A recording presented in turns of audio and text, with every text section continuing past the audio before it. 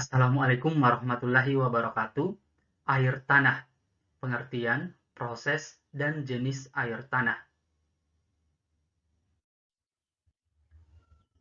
Apa itu air tanah? Air tanah merupakan jenis air yang berada dalam lapisan bebatuan atau lapisan tanah yang terdapat di bawah permukaan tanah. Ini adalah salah satu sumber air yang terdapat di bumi selain air hujan.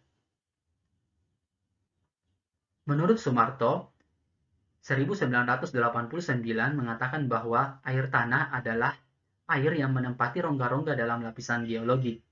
Lapisan tanah yang terletak di bawah permukaan tanah dinamakan lajur jenuh atau saturated zone, dan jalur tidak jenuh terdapat di atas lajur jenuh sampai ke permukaan tanah yang rongga-rongganya berisi air dan udara. Menurut Asdak 2002, air tanah adalah segala bentuk aliran air hujan yang mengalir di bawah permukaan tanah sebagai akibat struktur perlapisan geologi, beda potensi kelembaban tanah, dan gaya gravitasi bumi. Air bawah tanah tersebut biasa dikenal dengan air tanah. Air tanah memegang peranan penting terutama dalam menjaga keseimbangan dan ketersediaan bahan baku untuk kepentingan rumah tangga ataupun industri. Lapisan dalam bumi yang mudah dilewati atau membawa air disebut dengan aquifer atau pembawa air. Air tanah mengisi lapisan tanah dengan adanya potensi infiltrasi dan perkolasi. Infiltrasi adalah gerakan resapan air ke dalam tanah melalui pori-pori tanah, dan perkolasi adalah gerakan air yang meresap ke dalam tanah melalui celah bebatuan hingga menjadi jenuh. Bagaimana proses terbentuknya air tanah? Kalian bisa lihat di gambar ini adalah ilustrasi dari air tanah. Proses terbentuknya air tanah ini bermula dari proses siklus air atau hidrologi, yaitu penguapan saat air bergerak meninggalkan laut atau tanah ataupun tumbuhan ke udara akibat pemanasan dari matahari.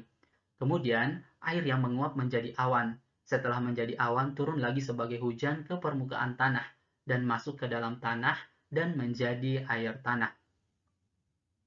Kalian bisa lihat di gambar ini, awan-awan hitam ini adalah sumber-sumber air hujan yang akan nantinya menjadi air tanah. Air hujan tersebut akan mengalir ke permukaan tanah dan membentuk sungai, rawa, ataupun danau. Sebagian lagi akan masuk dan bergerak ke dalam tanah melalui celah-celah dan pori-pori tanah serta bebatuan, biasa disebut sebagai infiltrasi. Kemudian, air yang masuk ke dalam tanah ini menjadi air cadangan atau sumber mata air. Kalian bisa lihat di gambarnya ada namanya lapisan tanah tidak kedap air atau permeable, dan di bawah sekali ada lapisan tanah kedap air atau impermeable. Air yang berada di dalam tanah ini letaknya mulai dari puluhan hingga ratusan meter di bawah tanah. Tidak hanya meresap pada tanah, air hujan tersebut meresap pada bebatuan. Jenis bebatuan yang dapat diresapi oleh air tersebut dinamakan dengan permeable. Kalian bisa lihat di bagian atas, ini adalah lapisan tanah tidak kedap air atau permeable. Jadi hujan-hujan ini, air-air ini bisa masuk melalui lapisan tanah ini karena dia tidak kedap air. Sedangkan lapisan tanah kedap air atau impermeable ini adalah lapisan tanah yang tidak bisa lagi diresapi oleh tanah.